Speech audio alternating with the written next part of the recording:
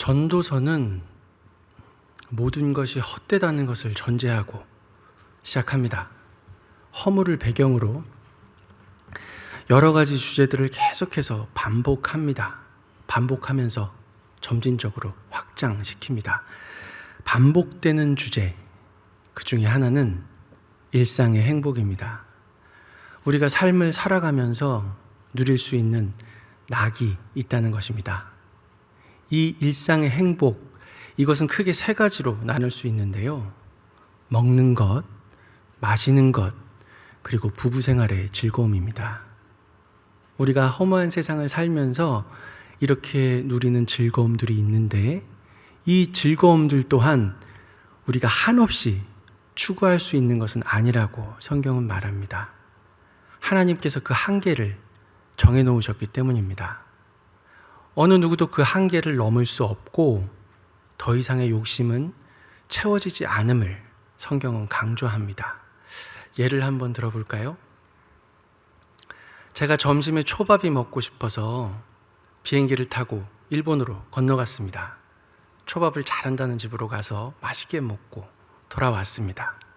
그리고 저녁에는 탕수육이 먹고 싶었습니다.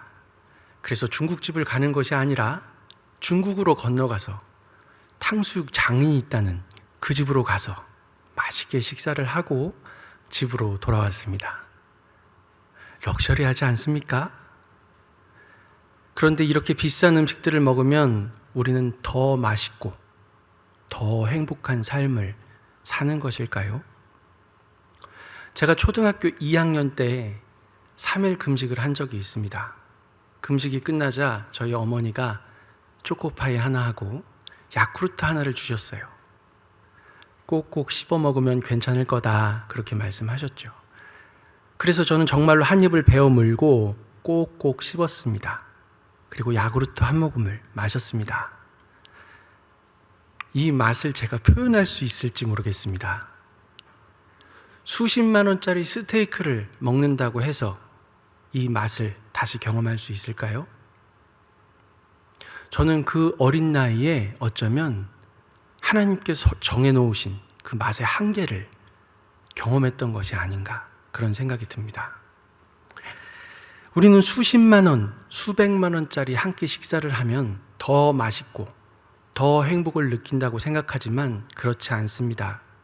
그 비싼 음식들은 미안하지만 배고플 때 먹는 초코파이 하나만도 못할 수 있는 것입니다. 술에 대해서는 말할 필요도 없겠죠. 하나님께서는 어떤 특정한 사람들에게 술을 마시지 말라고 명령하기도 하셨습니다. 하지만 모든 사람들에게 그렇게 하신 것은 아니죠. 이것도 분명 하나님께서 우리에게 허락하신 즐거움 중에 하나입니다. 술을 한 모금 마시면 온몸에 알코올 기운이 퍼지고 긴장이 풀어지면서 기분이 좋아집니다. 처음 만난 사람과도 친밀하게 대화할 수 있고 진솔한 이야기를 하는 것도 좀 더 쉬워집니다. 이것이 하나님께서 우리에게 주신 즐거움입니다. 그런데 문제는 사람들이 멈추지 않는다는 데 있습니다. 더 많이 마시면 더 즐겁고 행복할 거라고 생각하는 것이지요. 하지만 마시면 마실수록 존귀한 인간이 짐승의 수준으로 떨어질 뿐입니다. 쾌락이 더하는 것이 아니라 속쓰림이 더하고 머리 아픈 것이 더할 뿐이지요. 하나님께서 우리에게 주신 즐거움 중에 즐거움, 그것은 부부 생활의 즐거움입니다. 그녀를 만나고 그녀의 머릿결을 만질 수가 있어서 너무나 행복합니다. 야, 멋지지 않습니까? 유행가 가사인데요. 사랑하는 아내를 즐거워하고 사랑하는 남편을 즐거워하는 것은 잘못이 아닙니다. 금지된 것도 아닙니다. 너무나 아름다운 즐거움 중에 즐거움이지요. 그런데 사람들에게 만족이 없다는 것이 문제입니다. 더 많은 이성과 바람을 피우고 채워지지 않는 욕구를 채워보겠다고 발버둥을 칩니다. 하지만 아내가 2,000명이었던 솔로몬도 인생은 허무하다라고 이야기합니다. 그 어떤 쾌락도 내가 진정으로 사랑하는 아내와 함께 누리는 쾌락을 뛰어넘지 못합니다. 아닙니다, 목사님. 저는 넘어보았습니다. 이런 분들이 꼭 있겠죠. 하지만 그것은 저는 살면서 제 아내를 진심으로 사랑해 본 적이 단 한 번도 없습니다 라고 고백하는 것과 다르지 않습니다. 진정으로 사랑도 한 번 못 해본 사람이 쾌락에 대해서 운운하는 것입니다. 이 세 가지의 즐거움, 먹는 것, 마시는 것, 그리고 아내를 사랑하는 것, 이 즐거움이 우리가 이 세상을 살아가면서 느낄 수 있는, 누릴 수 있는 전부입니다. 좀 허무하지요? 그리고 반복되는 또 하나의 주제가 있습니다. 그것은 바로 죽음입니다. 전도서는 죽으면 모든 것이 끝난다고 이야기합니다. 전도서 1장 11절을 보면 여러분은 찾지 마시고 편안하게 들으시면서 저와 함께 말씀 속으로 들어갔으면 좋겠습니다. 이전 세대들이 기억됨이 없으니 장래 세대도 그 후 세대들과 함께 기억됨이 없으리라. 2장 26절을 보니까 지혜자도 우매자와 함께 영원하도록 기억함을 얻지 못하나니 후일에는 모두 다 잊어버린 지 오래일 것임이라. 오호라, 지혜자의 죽음이 우매자의 죽음과 일반이로다. 이 죽음에 대한 이야기는 잊을만 하면 반복되고 잊을만 하면 반복됩니다. 그러면서 다른 건 몰라도 이 죽음만큼은 우리가 깊게 생각해야 한다고 말합니다. 전도서 7장 2절에 보니까 초상집에 가는 것이 잔치집에 가는 것보다 나으니 모든 사람의 끝이 이와 같이 됨이라. 산자는 이것을 그의 마음에 둘지어다. 도대체 이 전도자는 왜 이러는 걸까요? 우리에게 먹고 마시는 즐거움이 있는데 이것도 아무런 의미가 없다는 것입니다. 왜냐하면 모두가 죽기 때문이라는 것이지요.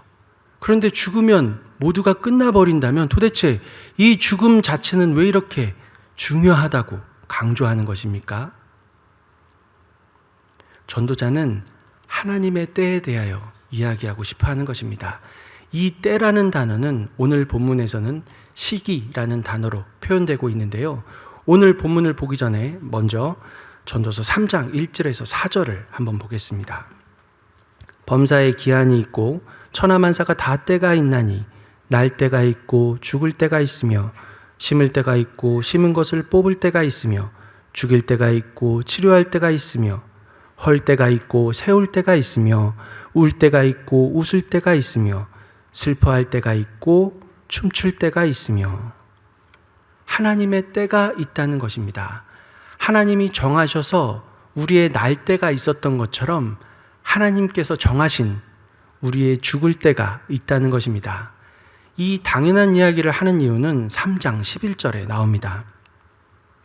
하나님이 모든 것을 지으시되 때를 따라 아름답게 하셨고 또 사람들에게는 영혼을 사모하는 마음을 주셨느니라. 그러나 하나님이 하시는 일의 시종을 사람으로 측량할 수 없게 하셨도다. 하나님께서 사람들에게 영혼을 사모하는 마음을 주셨다. 영원한 삶이 있고 없고를 떠나서 사람들은 영원한 것을 갈망하고 사모하고 있다는 이야기를 하는 것입니다. 이것은 부정할 수 없는 사실입니다. 뒤에 이어지는 말은 이렇습니다. 하나님이 하시는 일의 시작과 끝을 사람으로 알 수 없게 하셨다.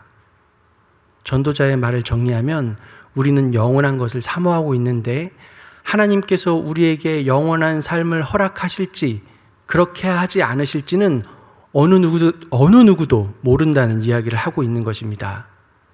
이 메시지는 전도서 곳곳에 아주 명확하고 선명하게 숨겨져 있습니다. 없는 것 같지만 우리는 이것을 볼 수 있어야 합니다. 그런데 이 말 속에 숨겨진 것이 여러분 보이지 않으십니까? 하나님께서 영원한 삶을 허락하실지 그렇게 하지 않으실지 아무도 모른다. 이 말 속에 무엇이 숨겨져 있습니까?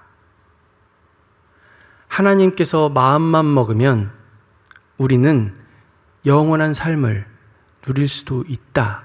이 이야기를 하고 있는 것입니다.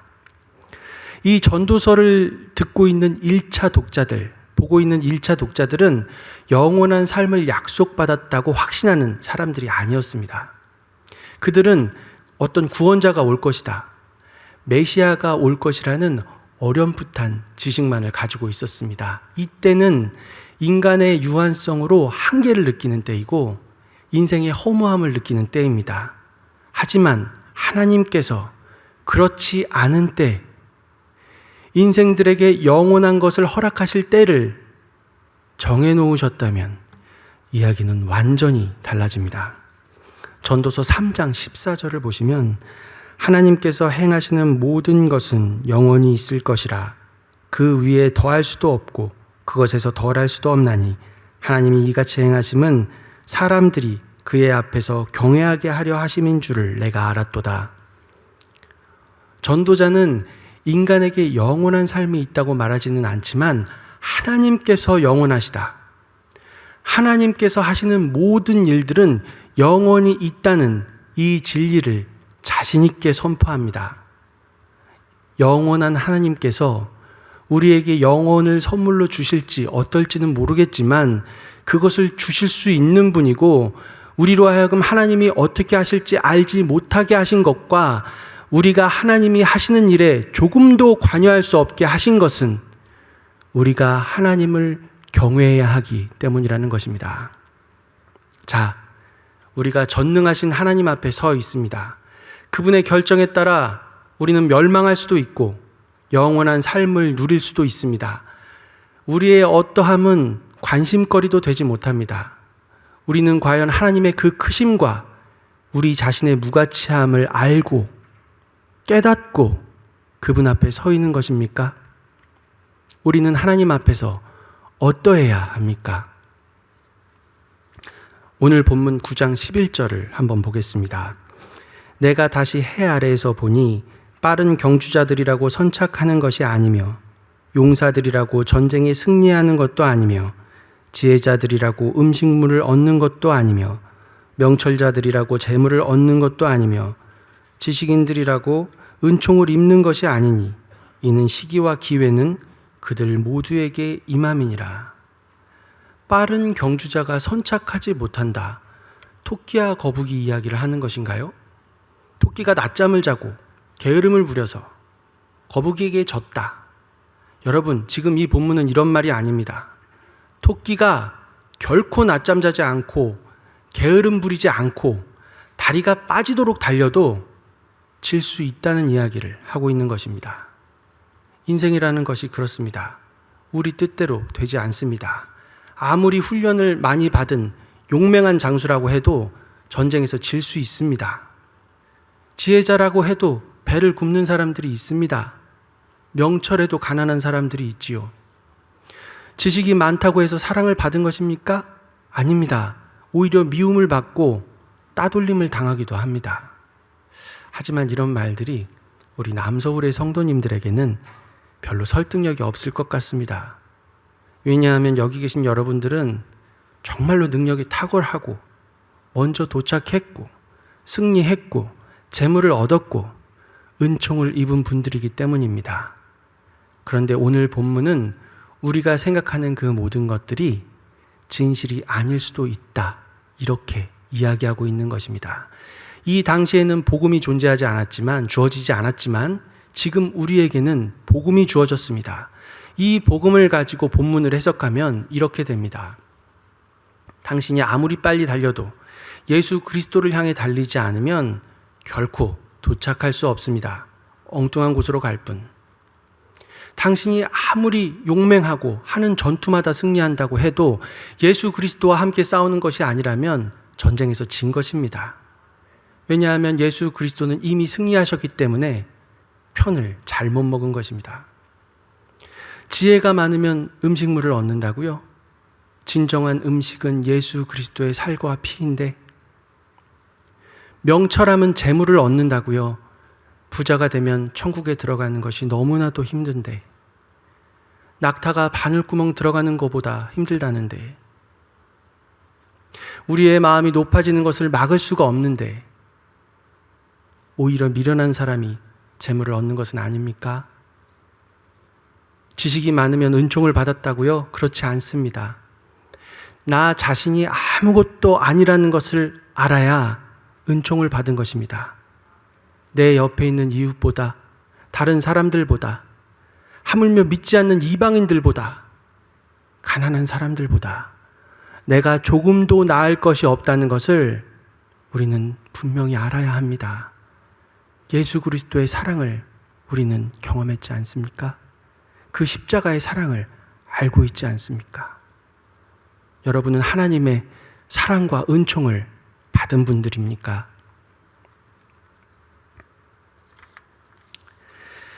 고린도후서 6장 2절 하반절을 보면 보라 지금은 은혜 받을 만한 때요 보라 지금은 구원의 날이로다 라고 말합니다. 전도자는 이 말을 하고 싶었겠지만 오히려 반대로 심판의 날, 멸망의 때에 대한 이야기를 합니다. 전도서 9장 11절 하반절을 보면 이는 시기와 기회는 그들 모두에게 임함이니라고 말합니다. 예전 한글 개역 성경을 보면 이는 시기와 우연히 이 모든 자에게 임함이라 이렇게 번역되어 있습니다.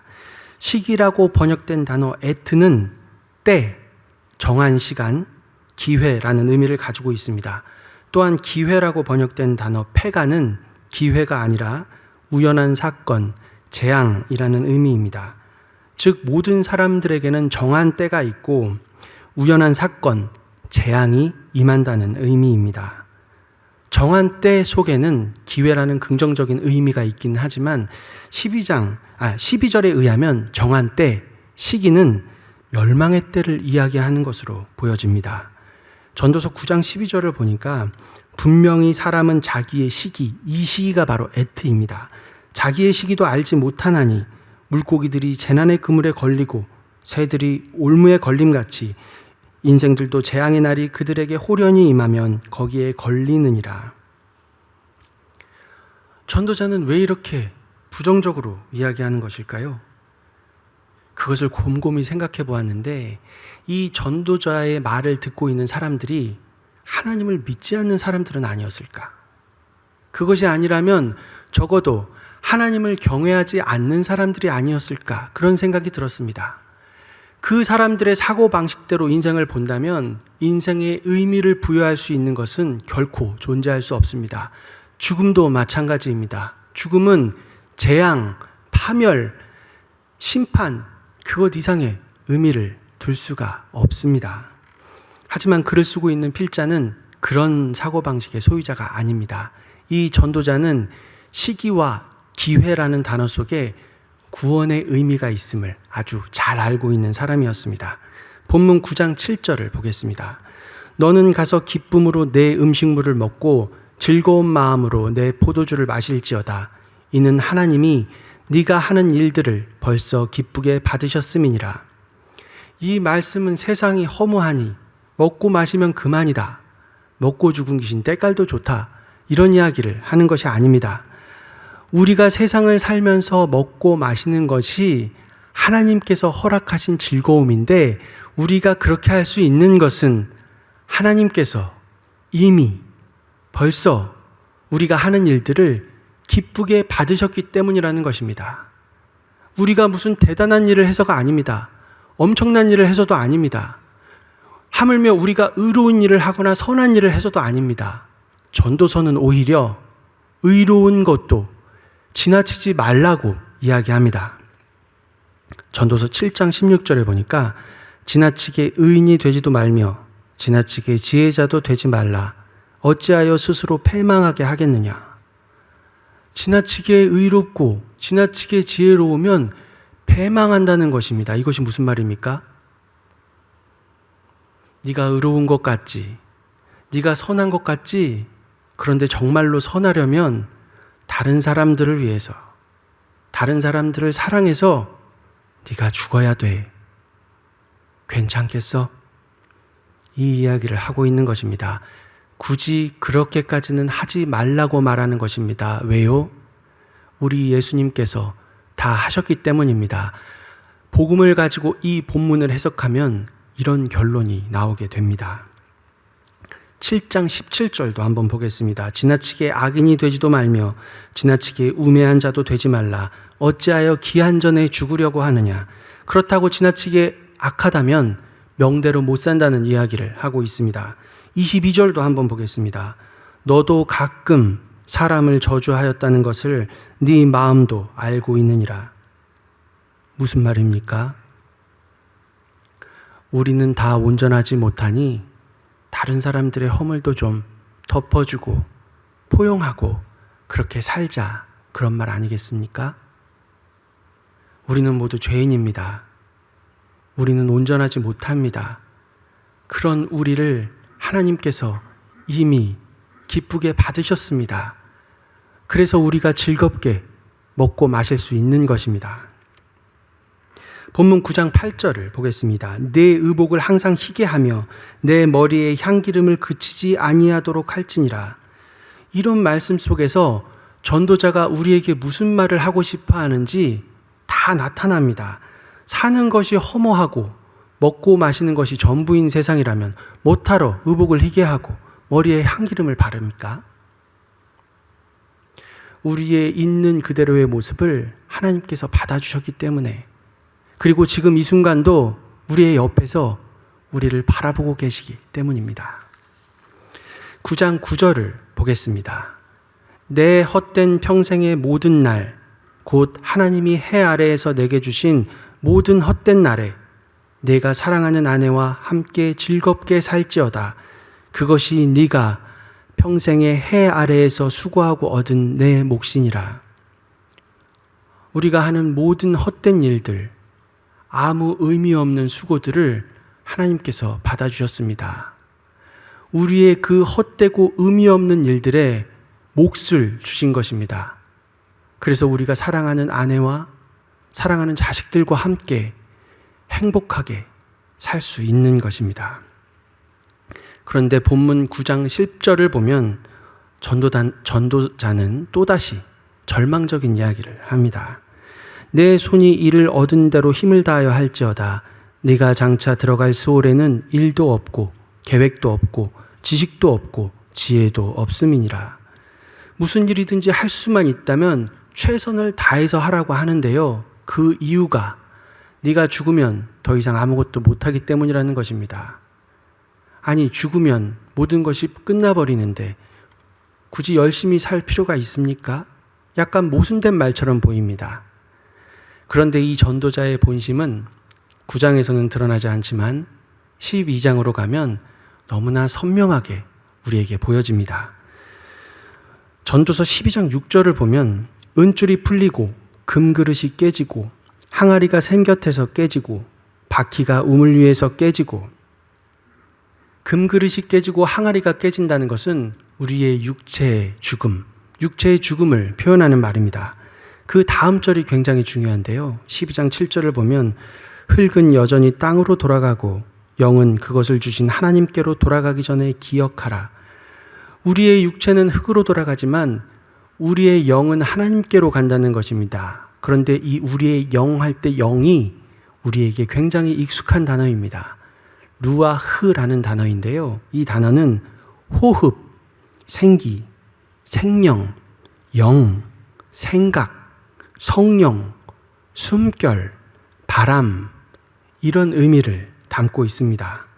그리고 이어지는 8절을 보면 전도자가 이르되 헛되고 헛되도다, 모든 것이 헛되도다, 이렇게 말을 하고 있습니다. 그런데 이 구절에 헛되고 헛되다라는 말은 사실은 헛되다라는 말이 아닙니다. 본문에 사용된 단어는 헤벨이라는 단어인데요.